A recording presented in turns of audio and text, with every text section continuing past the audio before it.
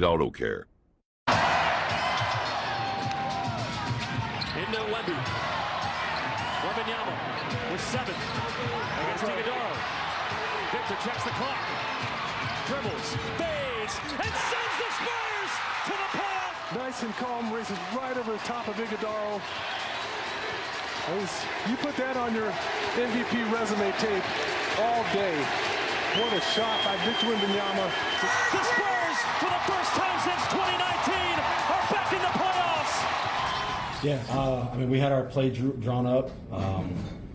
We had a clear side, and I asked him if he wanted someone in the corner because, you know, when you have a clear side, teams tend to tilt and it brings more help. So he said he wanted someone there, so I'm like, well, we're going to put a shooter right there. So we put Dev in the corner just to make sure that they don't help off of him. He took his time and got to a spot, and I mean, he hit the game winner. All right. We're going to take a deeper dive from what Fox was just talking about, ladies, and we're going to break this play all the way down. Let's go, Coach. All right, so, Schoolers. you know, I don't like the, like I said, this is the first time I've ever gone over a play like this where the guy only took one dribble, no passes, no nothing, right? It's kind of boring, but it is pretty detailed as we get into this, right? So as they start to run their action, this is pretty standard action. They pin away for Wemby here, and that's where Oso makes his first mistake. He lets Wemby catch it in a sweet spot. Anytime you let the big guy catch it straddling the three-point line, that's danger zone, especially a great player. Because the first thing they're looking for right now is this quick hand back to Fox. So you got to guard that, honestly. And what the next thing they're looking for is if Oso just cheats a little bit to this outside, Wemby's gone to the rim, right? So that's called a keep. Now, as Wemby's sitting here overlooking this defense, the next mistake Oso makes, he's too comfortable. Yeah. Right? He's in his triple threat. He's facing up. He's looking over the defense. He's checking his GPS. Everything he needs to do to get to where he needs to go, right? The next mistake, let's run it further. A lot of mistakes. Yeah, because you're talking about dealing with a great player, right? You're dealing with a great player. So all of these details matter when you're trying to stop somebody who's 7'5", can shoot it from anywhere, can dribble, right? Now, this is easy for me to say as the armchair quarterback against Oso, and Oso know he can take it because I coached Oso, so he has to deal with hearing it on TV for me. The next thing he needed to do here is get him going to the help. Jordan Goodwin is stopped at the nail. Even though Fox has drifted away, he's sitting there waiting. Coach is giving him carte blanche to guard him one-on-one. You got to crowd that shoulder, get into his body, get him uncomfortable, force him to the help, and hopefully Goodwin can give you some kind of stun or some type of presence to make this a tougher shot. But this is what ends up happening. He overlooks the defense, eats his pancakes, one dribble to his hot spot. You're not helping off a Dev right there. And once he gets there, it's a wrap. Unless you maneuver. Beautiful make, too. Yeah, I mean, that's his workout shot, right? Now, let's look at it from the inbounder's perspective and Fox's perspective, okay? So Fox drifts away here. Wemby's here now. Coaching the defense. Other options that they could have brought out in this is soon as Fox cleared over the top here, Goody goes and gets Wemby. All right, we call that a hit. And one of Spo's philosophies was, when we were a trapping team, was how many passes can we make them make, right? You're looking at the clock. It's only so much time on the clock. You get the ball out of their best player's hands. Hopefully you can force full rotation and you're scrambling. So that would mean Goody would take off, get him to move it here. Book would have to rotate, and the guy coming out of the trap would have to find Harper. But at least somebody else besides Wemby just rocker stepping and going to work. And this is what is it. Again, what you get. Go ahead and run a C's. And this is just beautiful. I mean, look at how comfortable he was.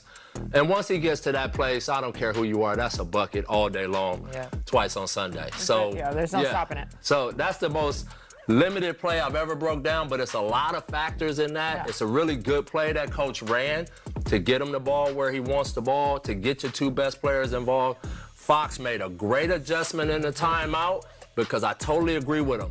You take that Devin out the corner, and it's just Wemby over there. Now you really go double him, and you force him to make more and more passes, and you run out of time. So by Fox saying, no, we're going to put this shooter right here, let Wemby go to work from the elbow. That's a little more pressure on the backside of that defense where you're like, I don't know if I want to double. So that's the breakdown fully. I love it. I Great like job, how Coach. Fox put it down, but that's what we got. What's crazy, Alexis, is we were watching it in real time yesterday. We're, of course, watching the amazing shot from Wemby, and Coach is like stone-faced. We're like, Coach, that was great. He's like, I don't like that defense. We're like, oh, brother. You know, His brain is always working that way. Look, like I said, I don't like to talk about coaches and what their decisions are, because the reality is, I've done this before. You got a young guy that you're building as a defender. Yeah. You're trying to get his. You say, hey, man, I trust you to stop this guy. Get out there and guard Wemby.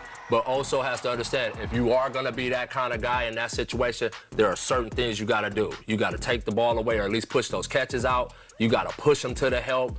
All of those things. You got to crowd them. You can't let guys like Wemby play comfortable and get to their sweet spots. Incredible play. I mean, it looks simple enough, but there's always technicalities. There's layers to this. And great job, A little bit of detail. So that's our breakdown for the day.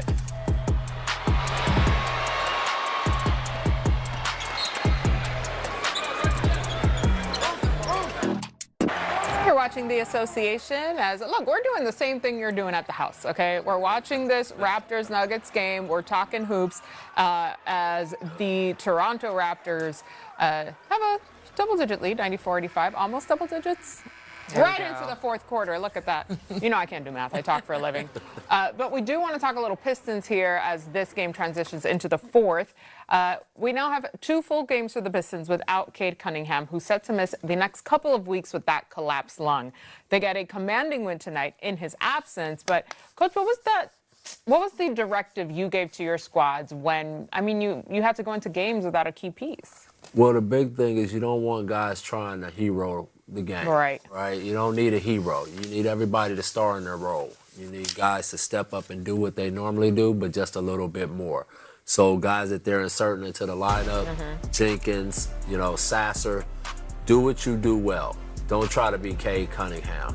Bring a lot of energy to the game, touch the paint, be disruptive.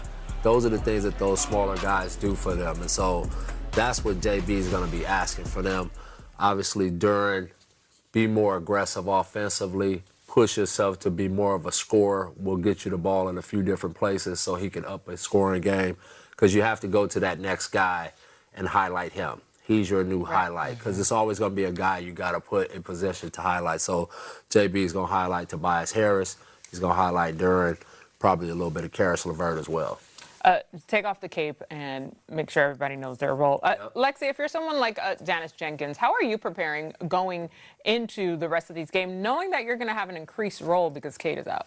Yeah, I mean, hopefully you've been preparing. Right. I mean, you never know what's going to happen in the season. Like we said, the teams are one piece away. Teams are one piece away from, losing their star, depending on what happens in the season. I agree with Coach. Don't exceed your role, but star in it. And take advantage of this opportunity and moment like we're seeing with Johnson in Atlanta. You never know what could happen from, playing in your role more than you usually do. Right. So for me, you wouldn't really come into the game differently. If you are a true professional, you're preparing for the game like you're going to play no matter what. It's not the easiest thing to do. Trust me, I know. Sure. But you have to be prepared for the moment when your number is called, always. If you stay ready, you got to get ready. All right. Let's take you to that Warriors and Pistons game, show you how it went through with the Pistons back home in Detroit, hosting Golden State. Both squads, of course, without their star guards. Step out for the Warriors and, of course, Cade for the Pistons. Middle of the first. How many tickets did Draymond need for this one? Stop. So many. Yeah, it's hometown. One of the 5'11" Jalen's in the NBA doing Duran here. Yeah, Jalen was a popular name for this generation, that's for sure. Did you guys know that name didn't even exist until Jalen Rose? Yes. I had no idea. Jalen Rose. You watched that rap video, didn't you? Sure did. I think very he took educational. advice. Yeah, he did. But again, don't complicate it. No. Offensively, push the pace, touch the paint. Yeah. Don't overthink it. And, make easy basketball plays. The rest will take care of itself. And then defensively, those guys know what to do. Yeah, they're an excellent team. And we've been seeing that all season long. Look at their records. So, yeah. Losing Cade hurts, but that's a really good Detroit team. Yeah, collective effort from the Pistons without Cade. 6 guys in double figures, led by Jalen Duran's 23.